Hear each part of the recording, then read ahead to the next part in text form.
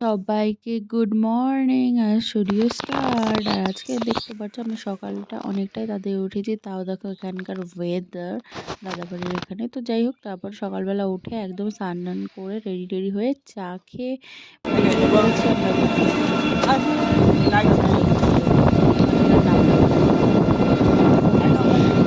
আমি দাদা যে দাদাটা টোটো চালাচ্ছে ওটা আমার দাদার বন্ধুর ভাই। সেই দাদারাই অ্যাকচুয়ালি নিয়ে যাচ্ছিলো, আর দাদার আগে একটা রিজার্ভ ভাড়া ছিল, তারা গিয়েছিলো। তারপরে আমাদের আবার হেঁটে চলে এসেছিলো, একটু লেট হয়ে গেছিলো আমাদের আসতে। তো তারপর আমরাও রেডি হতে লেট হয়ে গেছে। আর এদিকে প্রায় এখন আমরা দেখতে পাচ্ছি এসে পড়েছি আর এখানে প্রচণ্ড ভিড়। আমাদের আজকে ছিল 26শে জানুয়ারি। এটা অনেক আগে ব্লগ আমার এডিট করা হয়নি।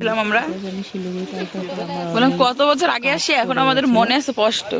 তারপরে কাজ করার পর সেগুলো কমপ্লিট করতে করতে আবার তারপরে মিডিলে একটু শরীরটা খারাপ হয়ে গিয়েছিল, যার জন্য আর সেরকম ব্লগ এডিট করা বা কোনো কাজই আমার হয়নি। অনেক কাজ আমার আটকে গিয়েছিল, কারণ আমার শরীরটাই এতটাই অসুস্থ ছিল যে আমার মানে ব্লগ এডিট তো দূরে কথা, বাকি কাজ করাও অসম্ভব হয়ে পড়েছিল। এখানে চিড়িয়াখানায় আমরা চারিদিকে দেখছি এখানে কুমির, আর এখানে কুমির বলে অনেক দূরে ছিল। আর এখানে দেখতে পাচ্ছ প্রচণ্ড ভিড়। এখানে দাদা বোনের এখানে দেখো প্রচুর দেখেছি। এখানে ছিল বুঝতে পারছিলাম না, অনেক কষ্ট করে ভিড়ের মধ্যে গিয়ে দেখি লাস্টে দেখি এখানে অজগর দুটো প্রায় এদিক ওদিক ঘুরছে, ধীরে ধীরে ঘুরতে, তো সবাই অনেকক্ষণ ধরে দেখছে। আর এখানে বলুন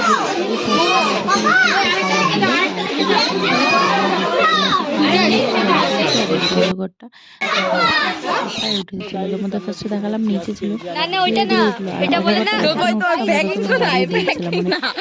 ছোটবেলার ফিলিংসটার মতন একদম ফিলিংসটা কতক্ষণে কি করবে না করবে আগে আমি দাঁড়িয়ে দেখতাম, তারপরে অনেকক্ষণ দাঁড়িয়ে দেখলাম। আর এটা প্রায় আমাদের 2 থেকে 3 কিছু কিছু সেকেন্ডের জন্য দাঁড়িয়ে রসিক বিল, আচ্ছা এটাই রসিক বিল, আচ্ছা এতদিনে জানলাম রসিক বিল, এটার নাম রসিক বিল। তো বাকি আমি আর একটা নাম জানি না চিড়িয়াখানা ওটা। তো যাই হোক, এটা হচ্ছে তারপর আমরা এই ব্রিজটা উপরে যাওয়ার সময় যাবো, আর এই ব্রিজটা দিয়ে গেলাম, একটু ফটো ভিডিওস এইসবও করলাম। সেই মেয়ে আমি দাদা বোন ফটোগ্রাফার ছিলাম। এমনি কিসের যে ফটো তুলছিলাম আমরা জানি না। ও হ্যাঁ, যে আমাদের মতো দেখতে দেখতেই কিছু কাঠের এসে। আর এখানে দেখতে পাচ্ছি প্রচুর, এখানে দেখতে পাচ্ছি কতটা এরিয়া, বিশাল এরিয়া ধরে ধরে একটা পশুর জায়গা। আর এটা হচ্ছে হরিণ প্রচণ্ড। আর এখানে ছিল বাঘ আমরা দেখতে পারিনি, কারণ দেখেছি সব বাঘগুলো গাছে উঠে আছে, আর যে 3-4টা জেলে রাখা হয়েছে। তাছাড়া আর ইচ্ছা ছিল বাঘগুলো আমাদের মতনই, তো ওরাও দেখতে আসছি আমরাও ওরাও লেট করে আসছে, আমরাও পারবো না দেখা দিতে একটা মনে। তারপরে আমার ব্লগ থেকে দাদা এখানে পিছনে আর কি তোমার এইগুলো তো করবেই। আর এখানে আমরা আরও অনেক ক্লিপ ছিল আমার মোবাইল থেকে, হয়তো কিছু কিছু মোবাইলে ক্লিপ ডিলিটও হয়ে গেছে কোনো কারণ বশত। যাই হোক, তারপরে এখানে আমি খেয়ে নিলাম একটা।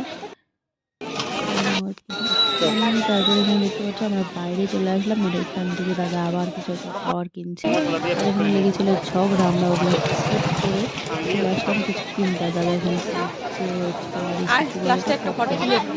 আমি আর আমার মেয়ে দুজনের মুখটা সেলফি ফটো চলে আমাকে দিলাম, তোমাদের দিকে ভালো লাগে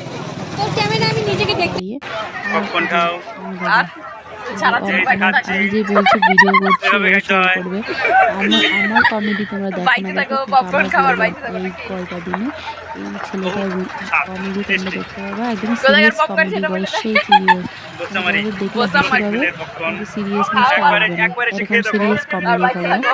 তারপরে গল্প করতে করতে আমরা চলে যাচ্ছি বাড়ির দিকে। আর এখানে আমরা হাঁটছি, কারণ প্রচণ্ড ভিড়। টোটো কাকু এখানে ঢুকে আবার না করে এলো। তারপরে দাদা আমাদের জন্য একবারে 7 লাখ করে নিয়ে এসেছিলো। তারপর রাস্তায় এসে বাড়ি থেকে বিকালবেলা